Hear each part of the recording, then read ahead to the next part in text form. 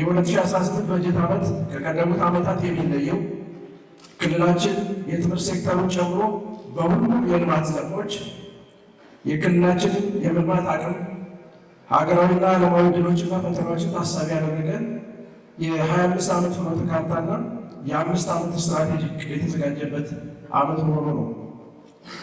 የዕቅዱ መዘጋጀት ብቻ ለመልማት ዋስትና ስለማይሆን በዕቅዱ ላይ ከክልል እስከ ትምህርት ቤት ድረስ የትምህርት ማህበረሰቡን እንዲሁም ባለድርሻ አካላትን ጨምሮ ሰፊ መግባባት ለመፍጠር የተለየ ስራ የተሰራበት 6 ወር ነው።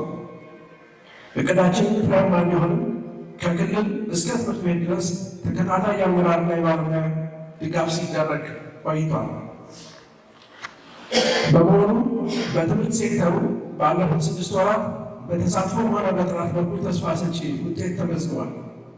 በክልላችን በተፈጠረው የጸጥታ ችግር ምክንያት ከ2 ዓመት በላይ ያቋረጡ ተማሪዎችን ወደ ትምህርት ቤት ለማምጣት በተደረገ ርብርብ አሁን ላይ ከዕቅዳችን 60 በመቶ የክልላችን ተማሪዎች ወደ ትምህርት ገበታቸው መመለስ ተችሏል።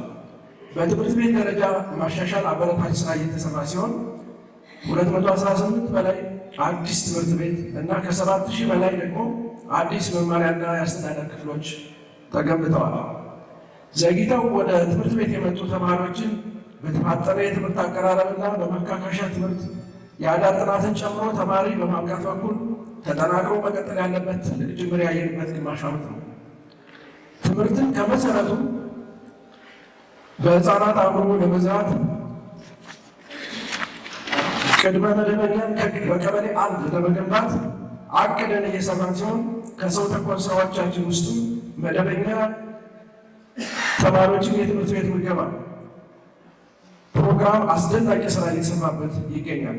በዚህም በክልሉ መንግስት 500 ሚሊዮን እንዲሁም በዓለም ምግብ ፕሮግራምና ከወረዳ ከተሞች በጀትና የህብረተሰብ ተሳትፎ በጥቅሉ 1 ቢሊዮን ብር የሚሆን ተመድቦ በአሁኑ ሰዓት በክልላችን ከ600 ሺህ በላይ ተማሪዎች ለትምህርት ተሳትፎ ጥራት እና ጤንነት ትልቅ አስተዋጽኦ ያለውን የትምህርት ቤት ምገባ ፕሮግራም እየተሳተፉ ይገኛሉ።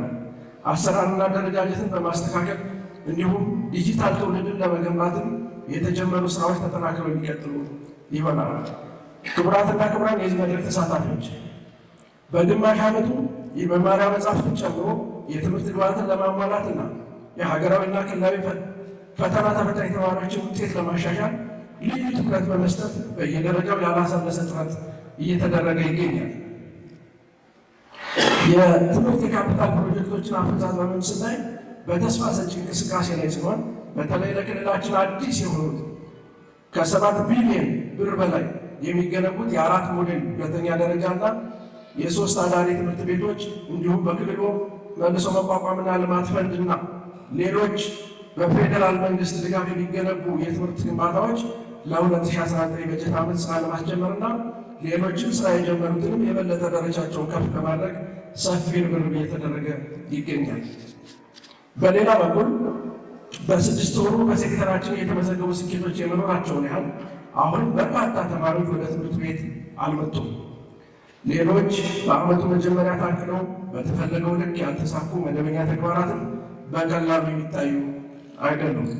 ከዞን ዞን፣ ከከተማ ከተማ፣ ከወረዳ ወረዳ፣ ከትምህርት ቤት ያለ አፈጻጸም ልዩነት ሰፊ ነው። ይሄ ለተግባራት የምንሰጠው የትኩረት የትጋትና የአመራር አሰጣጥ ልዩነት በግልጽ ያሳያል። በመሆኑ ይሄ የግምገማና የምክክር መድረክ ባለፈው 6 ወር ያሳካናቸውን ተግባራት የበለጠ አስፍተን የምንተገብርበት፣ ያላሳካናቸውን ደግሞ በቁጭትና በጊዜ የለኝም መንፈስ ለመፈጸም የበለጠ የምንግባባበትና አቅጣጫዎች የሚቀመጡበት ይሆናል።